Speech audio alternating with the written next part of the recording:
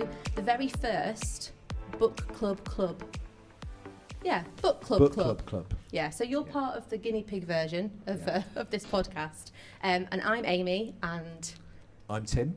And we are very delighted to be leading the very first podcast at the Lincoln Book Festival 2024, which is very exciting. Very exciting. And the theme of this year's book festival, as you probably already know, is generations. And we thought, to start with, we would talk about the book Remarkably Bright Creatures, which, if you've read it, brilliant. If you're halfway through, or even if you just fancy picking it up after this, we hope you enjoyed or enjoy it.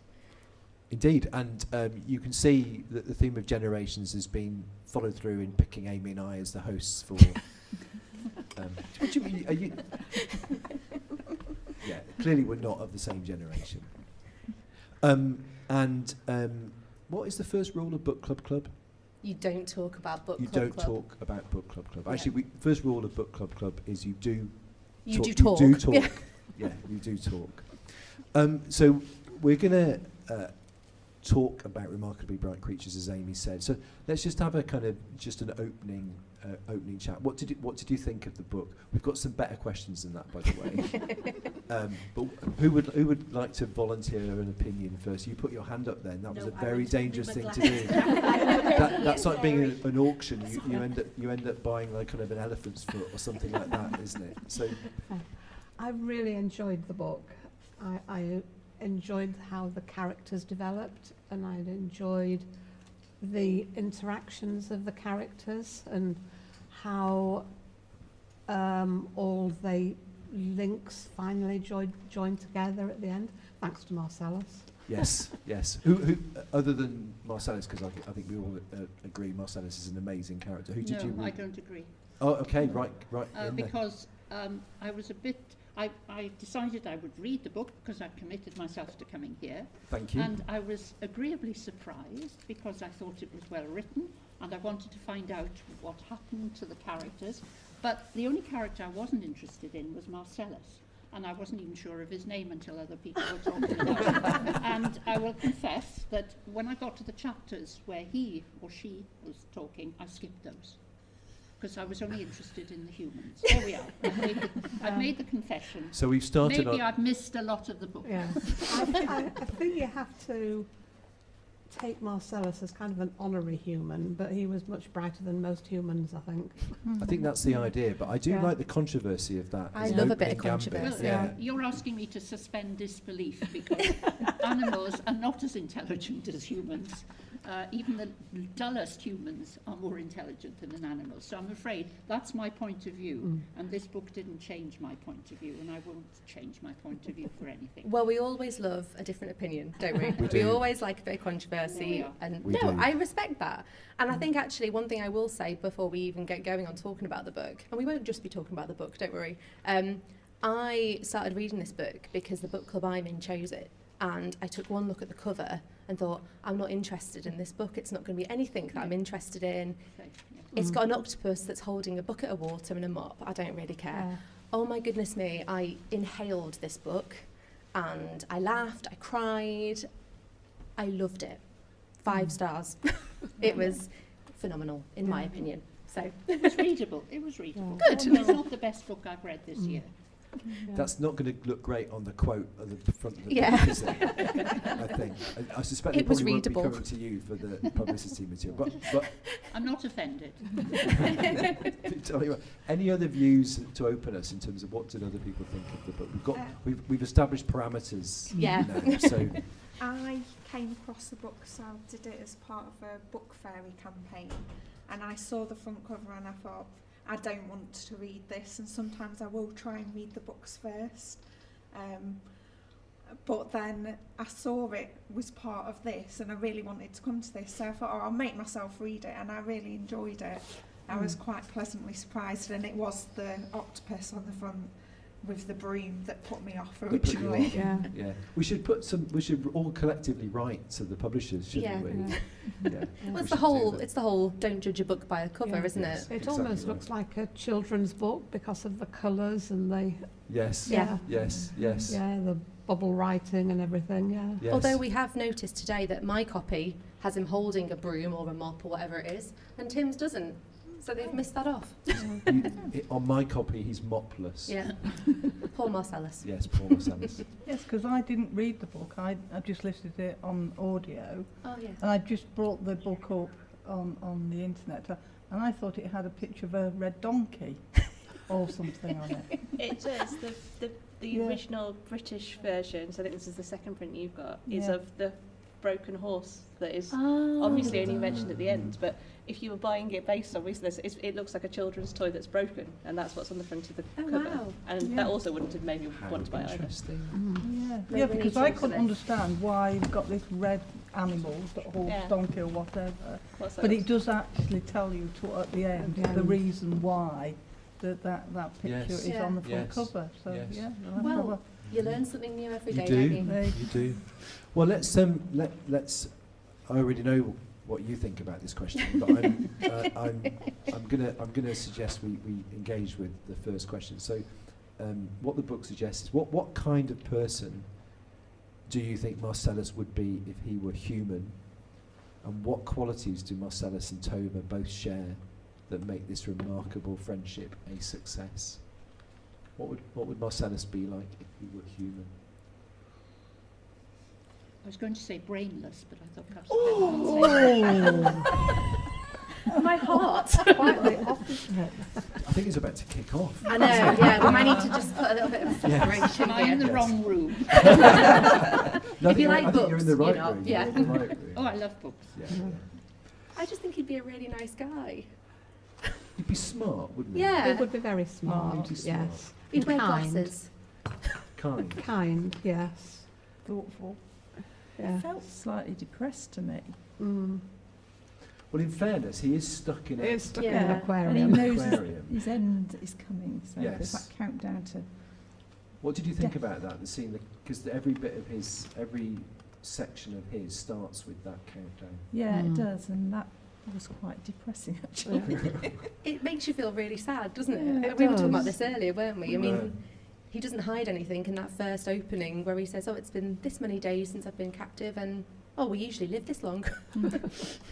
So what else would he be like if he were human? He does yoga. I feel like he'd like the kind of person who does yoga every morning just to do something with his day. I love that. Yeah. A yoga, A chill. a yoga chill guy. doing octopus. Yeah, I mean, so, can you just imagine the shapes that he could make? that's a shame. I'm just jealous. I liked him as a character as well, but I do think as a human, I think there would be some arrogance there because he was a bit dismissive of the humans that went past his Yes. tank. Now that might have been because he was captive there, but he did feel he was much more intelligent than quite a lot of the humans he observed. Is it arrogance or is it an accurate assessment of the situation? Possibly a bit of both. I know I like that, a bit arrogant, because I think he is very, well, remarkably bright. Mm. isn't he? Yes. Yeah. I think the way they kind of sneaks out every night, maybe he'll be like a jewel thief, pretty cool as well. Yes. Yes. Sneak around everywhere, use that intelligence. I like that actually. Yes. Yeah, and maybe a bit of a Marcellus is hoarder. Mm. Yes. Oh yes, hiding Yes. things So under very his bright, rock. but a bit of a hoarder. Yeah. So what do we think about Tova? When we talk about Marcellus being like Tova, what do we think about her? I loved her. I loved her, but she's so sad. I just wanted to give her a big Yeah. hug all the time. Oh, Yes. she's had a sad life because she lost her son in unexplained circumstances, really. Shadow left hanging over her for the rest of her life, I suppose. You know, wanting questions answered that will never be answered. Yeah. You'd want her in your corner, I think. Oh, yes. Mm. Yeah. I'd want her as my cleaner. Oh, Yes. Definitely. Yes. She took her job so seriously. She She did such an amazing job. Yeah. She's highly competent, Yeah. isn't Mm. she? Yeah. I also really liked her relationship with Kat. Yes. I mean, I'm a big fan of anything that has a cat in it. So when Kat's there, Yeah, no, I thought she was really Coming kind. back to Tova, why was she working in the aquarium? Because she didn't. When I first started reading it, I thought she was really on her uppers. You know, that she had no money, she had nothing, and she was living a very basic Well, that's what her life. friends think, isn't it? The Yeah, but she nitwits, wasn't, they was think. she? So why do you think she was working there? Well, because she liked she liked the octopus. She liked being useful. She liked being with other living creatures. Yes. She did say about the shop that she went into, she couldn't do that kind of job. She couldn't do that kind of chit-chat, that daily having to chat to people. So she came across as somebody that preferred to be working at night time where she didn't have to have that much contact with people. Do we know how old she was? Did it? In her 70s. In her I believe. 70s. Oh, right, Yeah. yes. So she, retired people, of that age don't always need to work, but she needed to, didn't she? She was very strong. Do we think it provided her with some structure? Yeah. Yeah. Because I wondered that. Yeah. Yeah. I think like by keeping yourself busy as well, like your mind doesn't wander as much. Like if you're kind of in the flow, you're kind of in that groove, and you kind of just, at least when I'm cleaning up, I sing to myself. So that's what she's doing to herself as well, just not thinking about the accident. Oh, great! We can close this with a song. Yeah. Thank you so much for volunteering. It's very kind.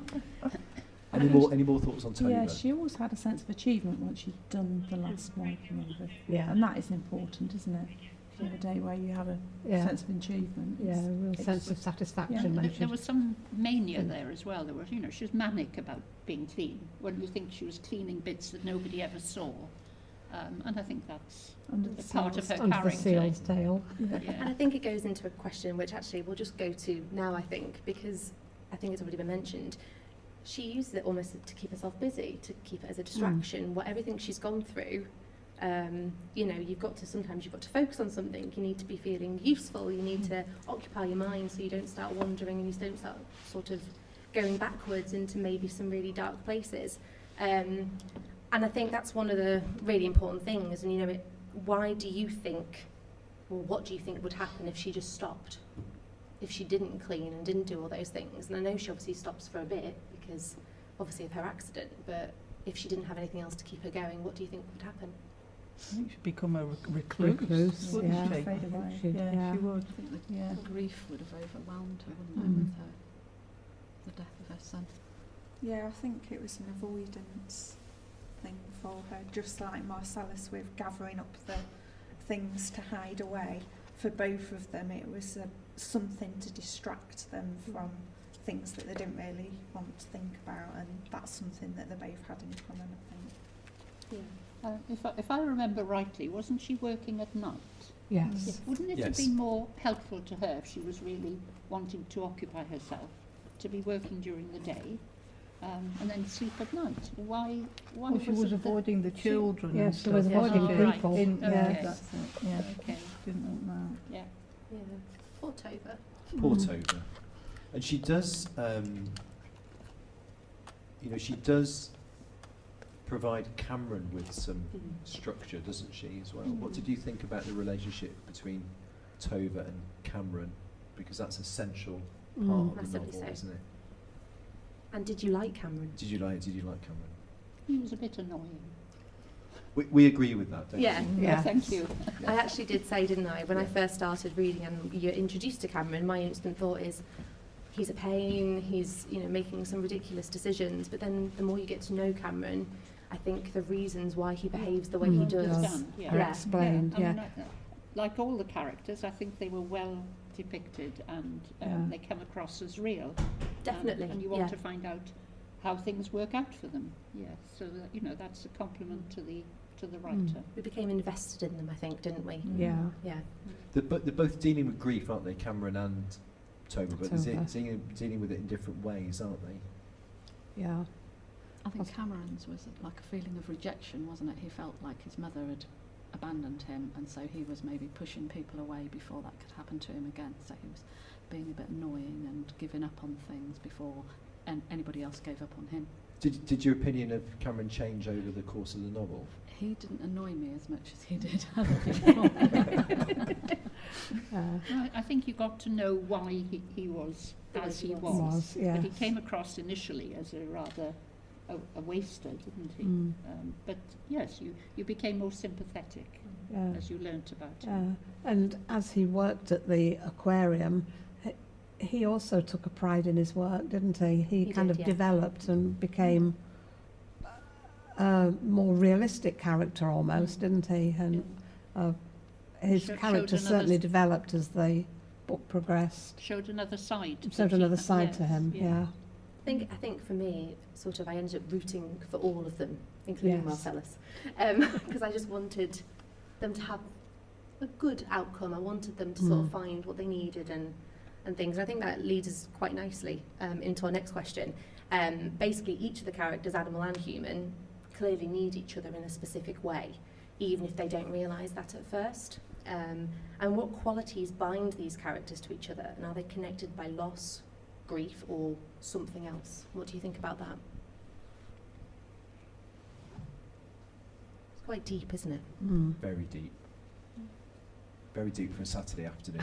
I think they've all had loss. Even, is it Ethan? Yes. Yes. Yeah. So, I really liked him too. yeah. Yeah, I think they have all had loss, so that binds them together in a way. They're dealing with it in very different ways, aren't they? Yeah. And several of the nitwits had as well. Yeah. What did you think of the nitwits? I have a group like that. She's brought them with her today. Harsh, Avril. Harsh. Harsh but fair, I feel. Yeah, it's an interesting group. I'm sure people have in their lives the friends who are kind of, they're irritants, but they're necessary, aren't they? And they clearly care for her, but they don't really see her, do they? Mm. Do you think that's fair? She's almost a bit of an outsider, isn't she? Yeah. For that Yes, but purpose? she's hiding herself as well. Yes. Yeah, that's Yes. by choice, isn't it? Yes. It's Yeah. it's not that she's an outsider, she perceives herself to be an outsider. Yeah. They keep offering to stay with us, we'll Mm. support you, we're here for you, and it's not even occurred to her that would be possible. So I think it's not so much grief that combines them all, it's they don't trust anyone. It's when they start to trust each other, that's what they come together. It's a bit like self-preservation as well, isn't Yeah. it? She almost doesn't want to acknowledge the fact that they're there for her because it's another thing for her to lose, maybe. Yes. Mm. Yes. In about the middle of the novel, Cameron says to Tova, "Conscience does make cowards of us all." It's a quote from Hamlet. What do you think he means when he says that? There will be a test later on, by the way. That's another really Can you deep repeat quote. it, please? So there's he's talking to Tova, and he talks about. He I remember it. It's the actual quotation. It's from Hamlet, and it's Yeah, conscience does make cowards of us all. Yeah, well, it means we're afraid to take action and do things because of the consequences which may ensue. Yes. Is that the meaning? I think it is. Yeah, I think it is. I've never Well, I read think- Hamlet. So. I think the complete opposite. Okay. Conscience makes you braver. Because if you believe something should be done in a particular way, you might step up and do something that you would not have done before. And actually, do you think you could really argue that your view is borne out by the course of events in the novel, Mm. couldn't you? Because Yeah, so Hamlet was wrong. Hamlet was Shakespeare, he doesn't know nothing. well. He knows nothing. Maybe that's the quote I for the think- podcast. yes. Shakespeare was wrong. Shakespeare and Hamlet were both wrong. Yeah, very good. Very good. Moving on, so obviously we've talked about how Tova keeps herself busy. On the flip side, however, Cameron becomes a character who's obviously remaining stagnant, he's not really doing much. He's not really trying to reach his potential, even though people around him are really frustrated by that. Why do you think he sabotages those things for himself? Fear. Fear of failure. Yeah. Lack of confidence in his ability. You could probably link the previous quote to that, actually, like the conscious of just overthinking things, talking yourselves out of something because you're not sure if it is the right thing to do. Yeah, Yeah. that sounds quite good. Yeah. That sounds convincing to me. Well, he was clever in it. I mean, when a van or a I don't know, the vehicle that he had, he seemed to know so much about it and what to do to repair it. I mean, he wasn't stupid, was he? No, he it was wasn't. another remarkably bright creature. I think it goes back, doesn't it, a bit Yeah. like with the whole self-preservation thing. It's almost if you don't put yourself out there, you can't be rejected or abandoned like what he's experienced. But he was resourceful because Yeah. he survived. He was resourceful, wasn't he? And he did end up paying back his aunt. You know, I think Yeah, it he sets did. it Yeah. up that you think he's not going to Yeah, repay her the he money, but did. he actually does. How he doesn't actually accumulated the money was quite amazing, I thought. Yeah. He worked hard. Yes, didn't he did. But you know, you'd have thought he would have frittered it away or done something with it Yeah, no. other than repaying a debt. I think that's why he really grew on me, actually. He started to do things and put himself out there a little bit more, and the fact that he did that, he obviously cared enough about her to pay her back, and he held a lot of responsibility in the fact that he had borrowed that money. Yes. Yeah. Yeah. And I appreciate that. I respected that. Yeah. I think he was lost though. Every time he had a job, he couldn't hold one down, could Yeah. he? So, and then he'd have another job, and then he'd lose that, and he got into this cycle. And so his confidence kind of went. He was lost, really. He needed some purpose. Probably that's why he went, on looking for his, supposedly his father. Just. He went looking for something and found something, but probably not quite what he was expecting to expecting, find, yeah. wasn't it? Yeah. Yeah. There is something about being lost and being found in this novel, isn't there? Yeah. And finding what you needed, but not necessarily what you were looking for. what you Or wanted. what you Yeah, expected. because all the characters, they're all looking for something, and they do eventually kind of get something, don't they, out Yeah. of it from other people in the book. The more we're talking about this, the more I feel I've done Cameron a bit dirty.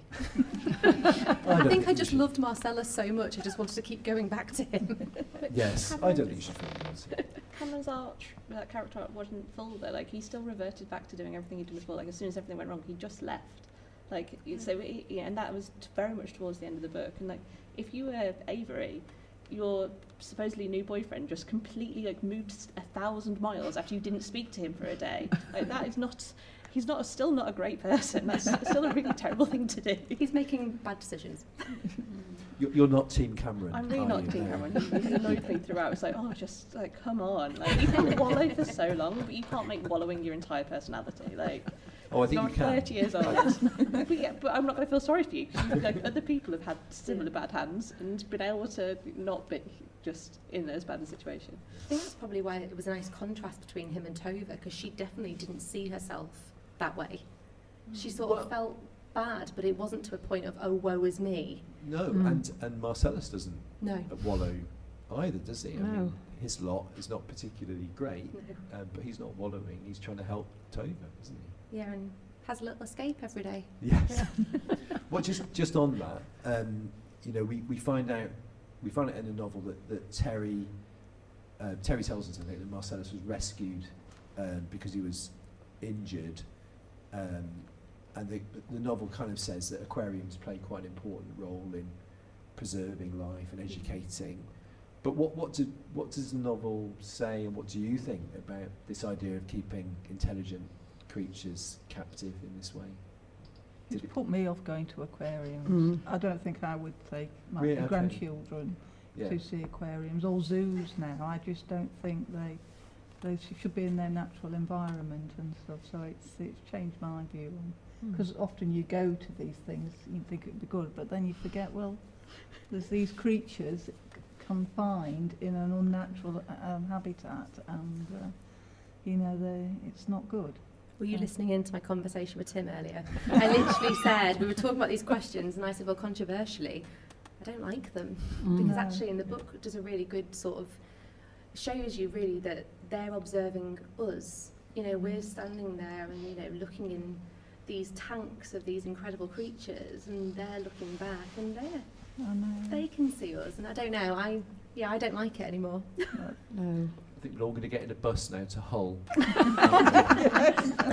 Free the giant Pacific Ocean Exactly. Sabotage the beach. Yes, that's right. At All the stand aquarium. outside. At the Back aquarium. There is a trend though, isn't it? Like, 20 years ago you had orcas and dolphins in sea life centres, and they don't have them anymore because they're too intelligent and arguably too big to be held properly, but maybe octopus is the next thing to You know, eventually they'll just be minnows in sea life centres. The intentions of many zoos and aquariums and things also core are for money making, and I think if you've seen anything like, is it Blackfish, about SeaWorld, where they effectively misled the audience into thinking that it was normal for these whales to have floppy fins, I don't know what the technical term is, and that, and that their lifespan was only several years because that's how long they lived in captivity, when actually the truth was far different. I haven't read the book, unfortunately. It's on my little list, but it does sound like the idea of taking something so magnificent and putting it in a little box for everyone to view, it sounds like you're almost taking the magic away from that being.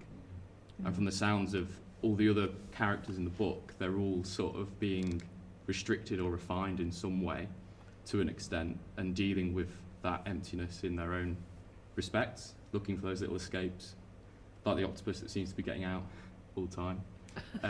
And there's little glimmers of brilliance from all of them, but whilst they're contained in these little environments or boxes, they can't be their true selves, and they're all just dealing with it the way they can. I had wondered if this was going to be a secret, sneaky environmental argument, and actually he's obviously counting down how long he has left to live, essentially most of it, because that's what it says on the plaque. And is it just, that's what it says on the plaque because that's how long they live in captivity, and actually if he was free he'd live for another 50 years and we just don't know. I did wonder if that was going to be the shock twist. Very profound. Very profound. Who are the remarkably bright creatures? Is that confined to Marcellus, or is a Well, novel it's plural, so it's got to be more than one. Exactly. It's him talking about people. Yeah. When I first heard about the book, I thought it was actually reference to the book about the 1920s in London, about, you know, the bright young things. So I thought, oh, okay, great, generations, about the partying in the 20s, cool.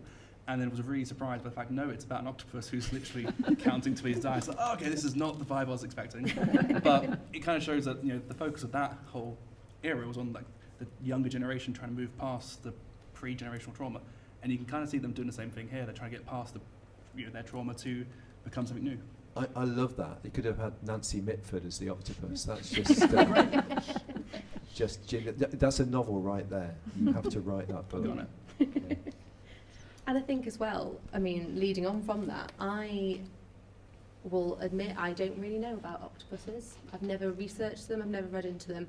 This book, I finished it with tears streaming down my face because it's just a beautiful book. But I then went on to this massive research, like, can octopuses do that? Can octopuses, you know, is this actually a thing about their hearts and about, they are fascinating creatures. And I think one of the things that I say creeped me out but also fascinated me, their genetic makeup is like nothing else on this planet. I think octopuses are secretly going to rule the world one day.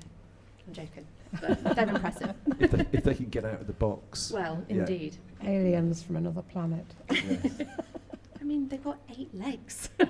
And 3 hearts. And 3 hearts. And 3 And hearts. 3 hearts. So not just one. And an inner monologue. Yes. If this book's anything to go Beware by. people without an inner monologue, I think. Do we think have we done enough?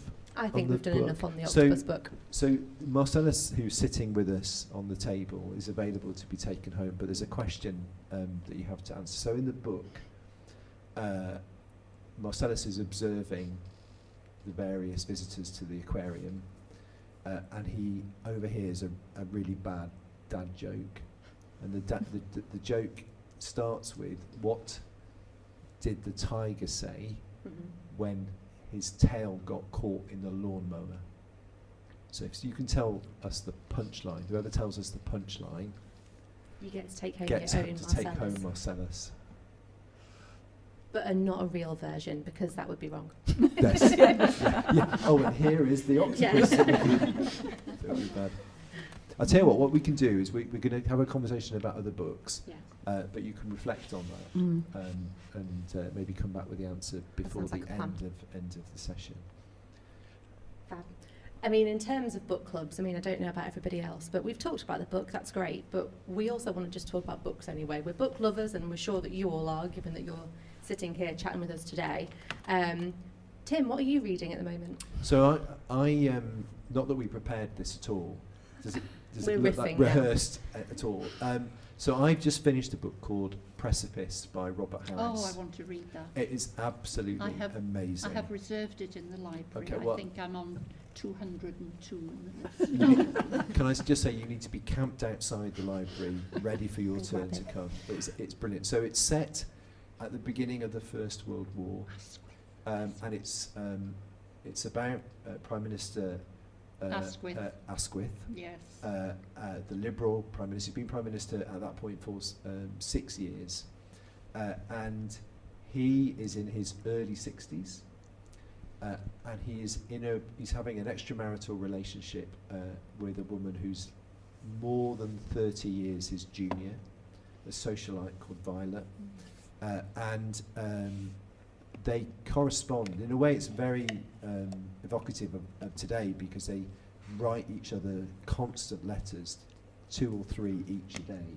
So it's like messaging each other, and he's besotted with her, absolutely besotted with her. He has a kind of interest in young women, and his wife kind of tolerates it. Tell us about the car. So the core of the novel, and the precipice he's on, is the kind of the whole world is on the precipice of war, but he's on a very personal one because he's engaging with Violet, and the way he engages with her is he tells her everything that's going on. So he shares with her troop movements, embassy telegrams, everything. And I think I should say to you is, Robert Harris, in writing this novel, every single word in the letters that he sends her is factual. They come from his letters. We haven't got her letters, they don't exist, or they've not been found. But his letters exist, so you see in them the details that he's sharing.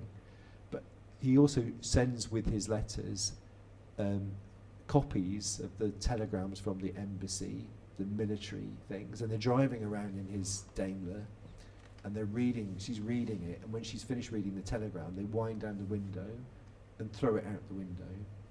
So these documents are collected by the police, and the book is the investigation into how this information has been leaked into the public space. There's a fictional detective who's investigating it, but the core of the novel, the relationship between Asquith and Violet, is factually correct, and as I say, every word of the letters is true. You can read it. It's a historical record.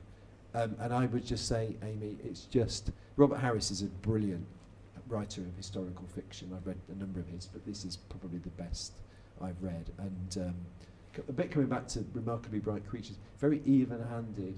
So it's not very critical of Asquith, it's very empathetic towards him, a man who was really not suited to be a war leader. Great peacetime Prime Minister, but probably a problematic war leader.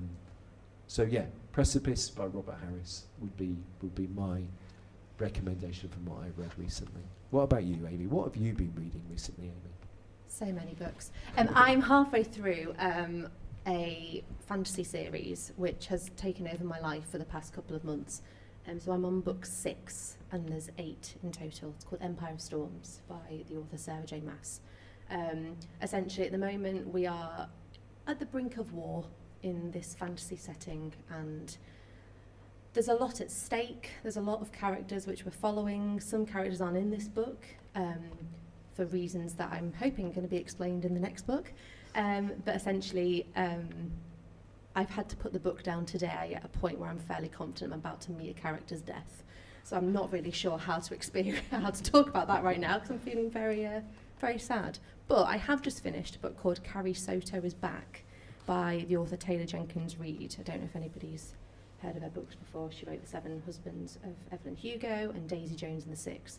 And it's a sort of historical fiction book, but it's set in the 70s and 80s, and it's a tennis player who is number 1, the world champion, and she retires, and she's watching a tennis match with her father, who was her coach, and as she's watching this up-and-coming younger tennis player about to go and beat the record, she turns to her dad and says, actually, I think I'd like to come out of retirement and try again. And you experience her story of coming back, and she's known as the battle axe, and she's very hard and very cold, but the relationships in that are phenomenal. She's got an incredible relationship with her dad, her relationship with all the other players that she's against. It's amazing. So yeah, so That go sounds and read good. Carrie Soto's back. And Daisy Jones and the Six is a brilliant book, isn't it? Amazing. It's definitely based on Fleetwood Mac. Definitely, 100%. Yeah, I can remember it the first time round though, Amy. You were just reading about it, but I mean, I wasn't in the band or yeah. anything. So what's everybody else reading? What are you guys reading? Can I start?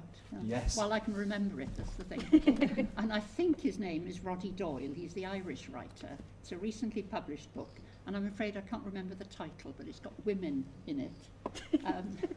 Sorry, Women. I was going to look it up on my phone, but I thought that was It's okay. a giveaway. I just finished it yesterday, and it's based on a character called Paula, who's an older woman, and I believe that he's written previous books featuring this character that I haven't read, but it's the relationship which she has with her daughter. Paula herself has had awful problems in her life. She's an ex-alcoholic, and she's now living on her own, and her daughter is a success because she's become, this is set in Ireland, Dublin possibly. Her daughter has become middle class and has gone up in the world, and she has a very nice husband and nice children and a nice home and a nice job. So I think the mother feels that redeems her in certain ways, because this daughter was brought up during her time of being an alcoholic. But the daughter turns up one day on her doorstep. She's leaving her husband. And so you get this very, very awkward relationship between the mother and daughter, which it's difficult sometimes to understand what's going on, but basically the mother is afraid that she'd been an abused wife as well. She actually, I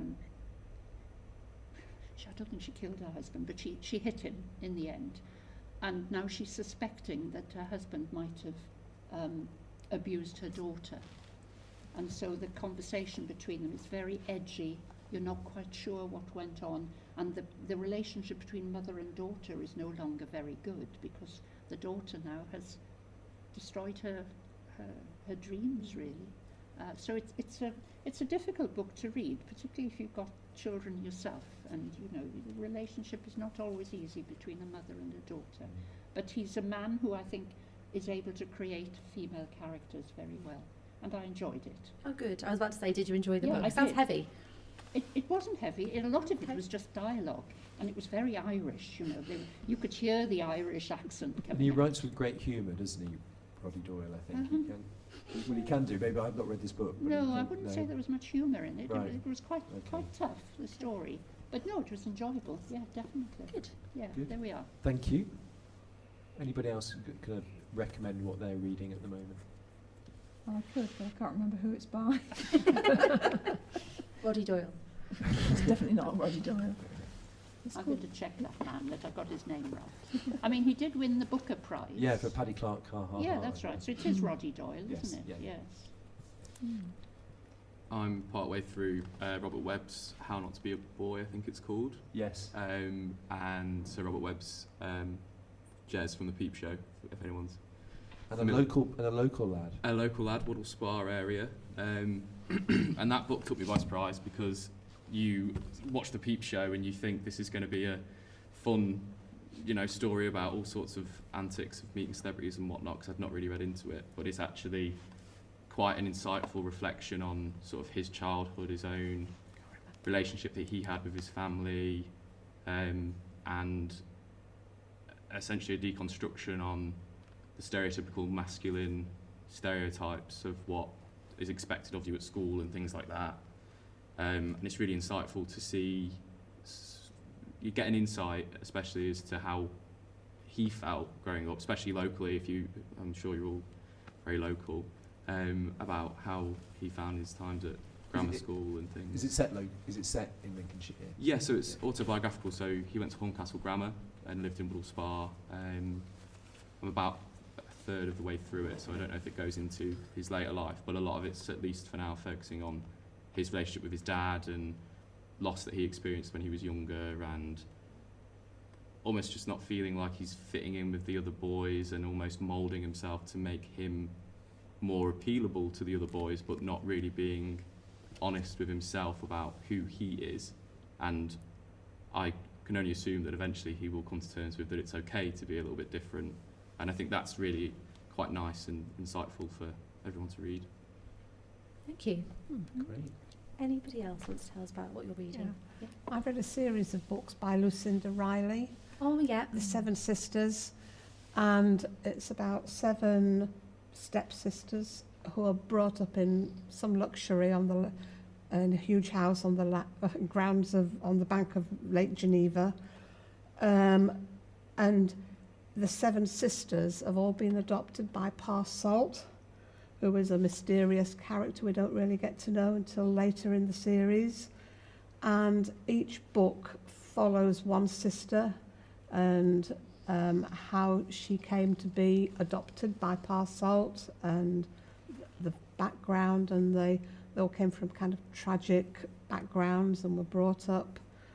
And the characters are really contrasting. Takes a lot of reading because there are 7 They're books chunky in this. books, They're aren't chunky they? Yeah. books, but I really, really enjoyed them.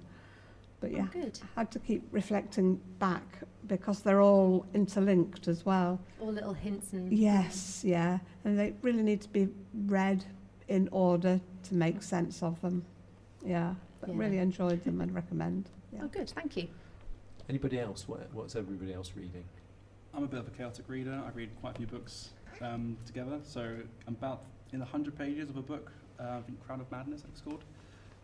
The things are getting mad in that, where all the stuff the story's been developing is really kind of coming to a point, and everyone's kind of losing their minds basically, and starting to, yeah. It's been getting good, but also starting my yearly reread of the Percy Jackson books, because a new one came out recently, and they're quite easy, like 200 pages, you can read them in like a few hours. So reading those as well.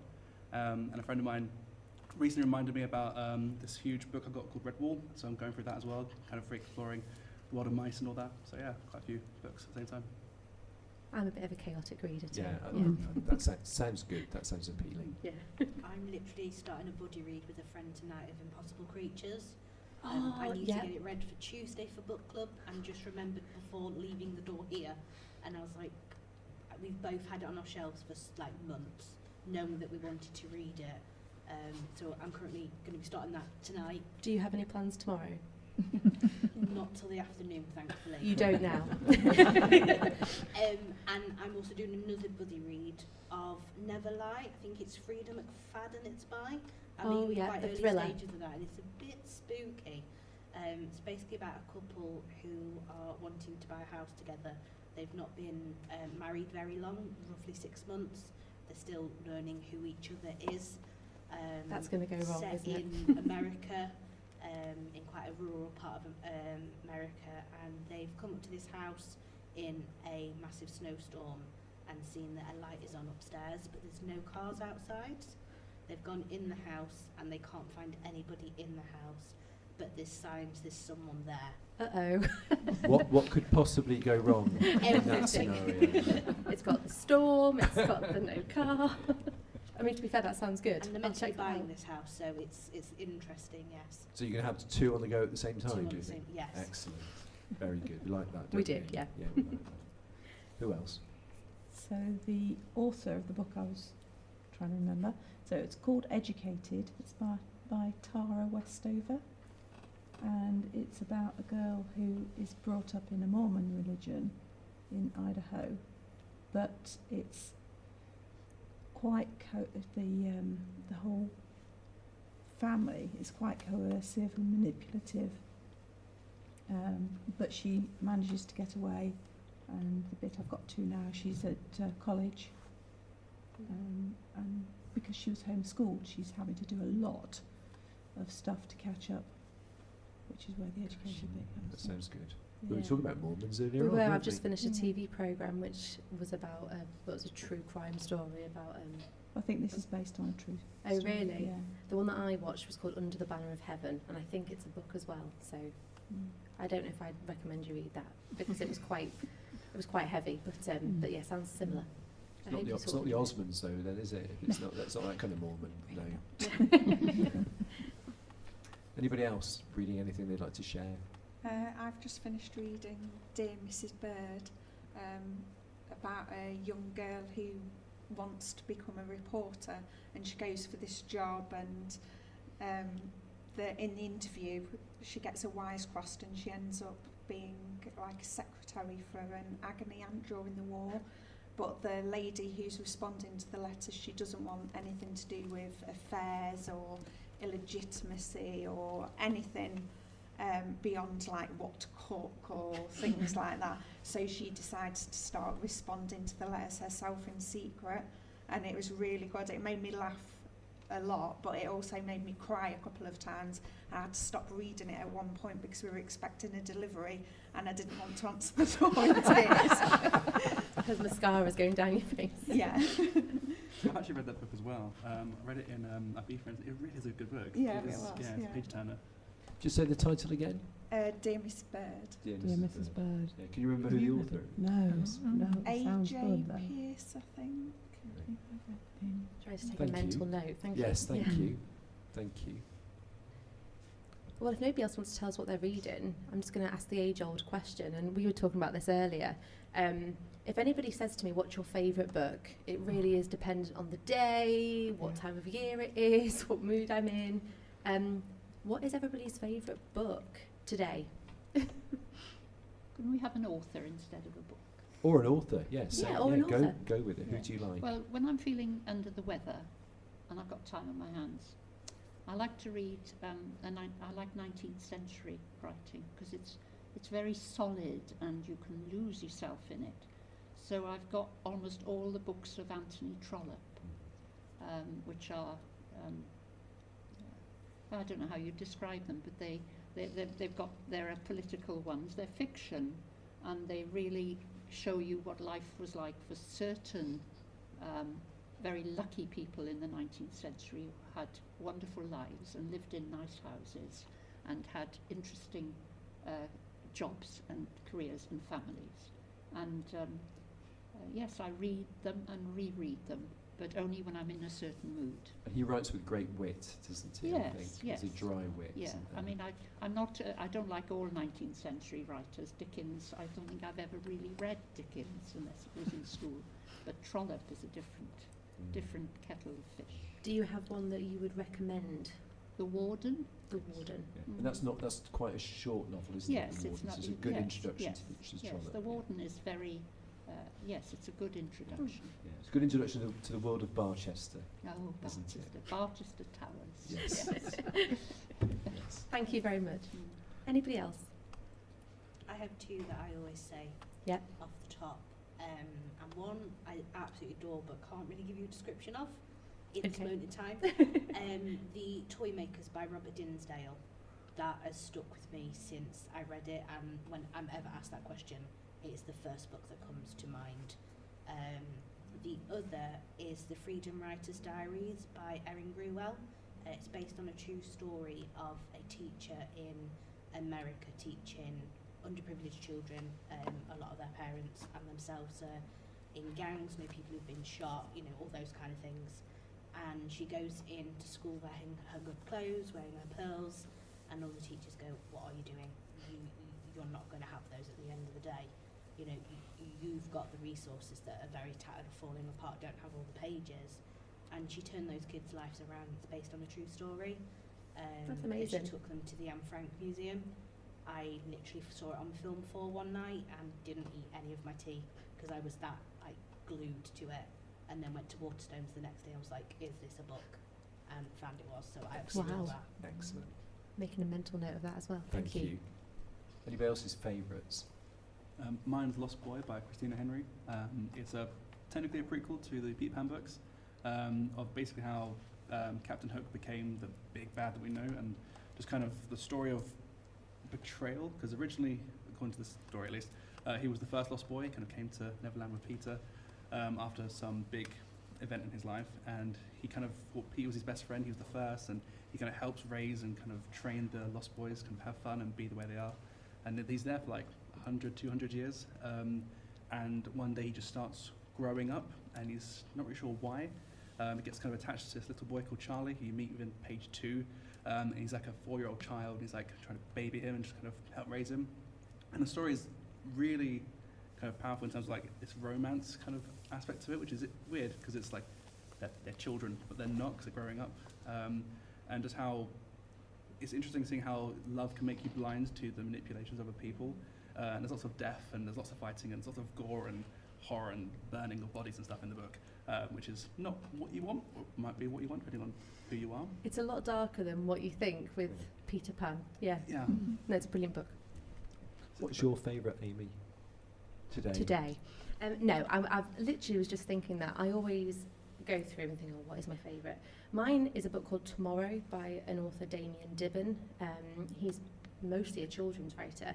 And maybe it's why I like this book so much. It's essentially you follow a dog through the centuries who's been made immortal by his alchemist owner, and he loses his owner, and it's a story of loyalty and determination, and you see different things in history. And growing up I used to like poetry by Lord Byron, and he features in this book, and which is just it's a bit random, but the actual another local lad, but the story is so beautifully written, but it's also heartbreaking. It was just such a phenomenal book, but again, it's a bit of a fantasy element, but also a lot of history. What about you? I think today I would say Middlemarch by George Eliot. George Eliot, in my mind, George Eliot is the equal of Shakespeare in her insight into the human condition. And Middlemarch is a novel about an every town. It's set in 1832, but it could be set today. It's about how we all kind of engage, and the fact that nobody's really good or bad. They're a kind of mixture of everything. It's about ambition, it's about love, it's about success, pride. It was released, when it was published in chapters, so it became a kind of the EastEnders of its day, because people would wait for the chapters to come out. If you haven't read it, I would absolutely recommend it. I read it probably once every 5 years, and every reading is different because I'm a different person reading it. And it's the most remarkable novel. If you've not read George Eliot's work, I would really say do. She's very accessible, readable writer, but brilliant insight. So that's today's. That's not my Lord of the answer. Rings today, then that's not tomorrow. Lord of the Rings. I think that'll probably be tomorrow. I think probably, or it might be. Can we come back with another writer, because one of my favourite modern writers, and she's just published another book, is Elizabeth Strout. She's an American, and she writes about ordinary life in a small community in the United States, and she tends to have the same characters coming back, and nothing much happens. It's just ordinary life, and I like things that I can relate to, and it's not dramatic. It doesn't scare you. It's just life as it's lived, and she's only written about half a dozen books, I think. Bit of a comfortable read then. Oh, it is, definitely, and I can't wait to read her latest one, because it's like meeting up with old friends. That's a lovely thing. Lovely. I like that. I think I put myself through the paces. I always read things with drama and characters dying. We're never going to make it to the end of the book. No. Probably got time for one more favourite. The Song of Achilles by Madeline Miller is an absolutely beautiful book. It was when I had a Kindle when I was about 13 years old, and I was sort of blind buying books on the Kindle store at that point, and had absolutely no idea what it was about, other than that it was Greek related. And I'd gone through a phase of reading sort of more young adult / teenage books, and then there's this absolute epic before me about love, loss, and trying to protect the ones you love, and social bias, which I think is still very applicable to today, and just trying to fight your destiny and almost inadvertently creating it. And I've not read it since, because it was such an impactful book that I don't want to ruin it for myself. My partner read it recently, and I think it is just as beautiful as it was back then. So I would recommend that to anyone. Thank you so much. Thank you for sharing that. Yes, It's thank great, you. and I agree. Brilliant, An thank you. amazing novel. So before we finish, does anybody know the punchline to the joke? It's not meow, is it? I think that's a great answer. I think it won't be long now. Correct. We have a winner. We have a winner. Marcellus, Please take Marcellus home with you. Can I introduce you? I was just going to say, just as well, I didn't win it. Yeah, they've been tossed out the car on the way home. Yeah. haven't they? So, Oh, no. Look after him. yes, Yeah, please I hope he look- doesn't Don't put him in a escape. tank. Yes. Yes. Well, thank you so much for taking part in the inaugural thank you. book club. But why don't we just end with everybody giving themselves a round of applause? How about Yes. that? Thank you very much. Thank you so everybody. much.